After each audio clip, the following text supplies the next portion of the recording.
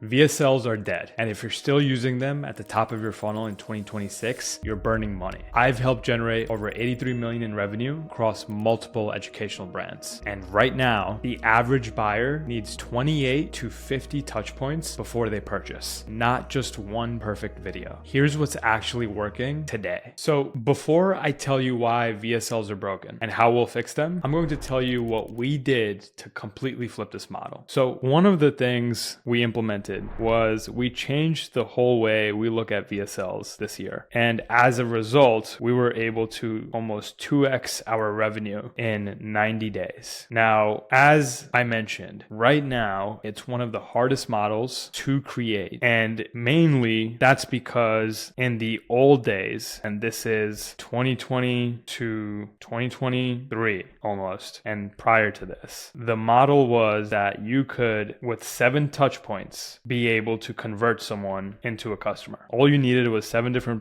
touch points, whether that was through content, email, text, SMS, whatever you could think of. Now, in today's market, because of all the saturation and a lot of other factors that we'll talk about, it requires at least 28 to 50 plus touch points, depending on your niche and the audience that you have, to convert them into buyers. Now, if you're feeling this in your funnel and your business right now, you're not wrong. The truth of the matter is the market's changed, and the way you sell and market to your audience also has to adapt. Now, why are VSLs broken? In hindsight, they're not actually broken. VSLs still work. However, they don't work the same way they used to, right? So traditionally, most funnels were very linear, and you would get people top of funnel, or you can say new visitors who just found out about you, whether that's paid, organic, whatever you want to call it. They would go to a landing page and then see the VSL and then book a call and most likely convert at the end of it. Pretty straightforward upward mechanism. Now, what's happened is the shift of the market, rather than looking like a linear progress, looks very saturated at the top of funnel, and then it shrinks when it comes to the middle section here. So this point onwards is where most people in our industry are struggling right now. They're not able to get enough qualified leads. They're not able to get enough sales qualified leads. They're not able to get enough appointments. If they get enough appointments, they're not able to get them to show up. And then when they actually do show up, it's a lot harder to convert them into a sale. And so all of these variables are being affected in your funnel right now, some more than others. And you have to play this constant pressure cooker of a game to fix one thing, and then another thing breaks. And then it's this constant rotation of fixing stuff to keep producing the same level of revenue that you probably were a year ago or 2 years ago. And the other thing is that, especially if you're a paid organization and you're running a VSL funnel, you probably have noticed that costs to acquire customers have also risen. And it's only getting harder and more unprofitable to run a system like this. Now, here's the thing. Depending on what you're optimizing for, and usually most of the time with the brands that we're working with, we are optimizing for profit and efficiency. We want to figure out what's the thing that's going to make sure that we net the most income, or the model that's going to net the most income, and efficiency wise, what's going to keep us making this business not just declining overnight and keeping us alive through these different market cycles and growing year over year for the next foreseeable future, right? Now, ultimately, when we talk about VSLs being broken, ultimately, the problem is that VSLs still do their job, but they don't do their job at the same placement anymore, right? And again, if we look at the traditional VSL funnel model, you take cold traffic, or people, if we look at on a awareness scale, over here, these are people that have no awareness about you, about the problem or solution. In the middle, you'll have people who are problem aware. And then over here, you'll have people that are solution aware. And then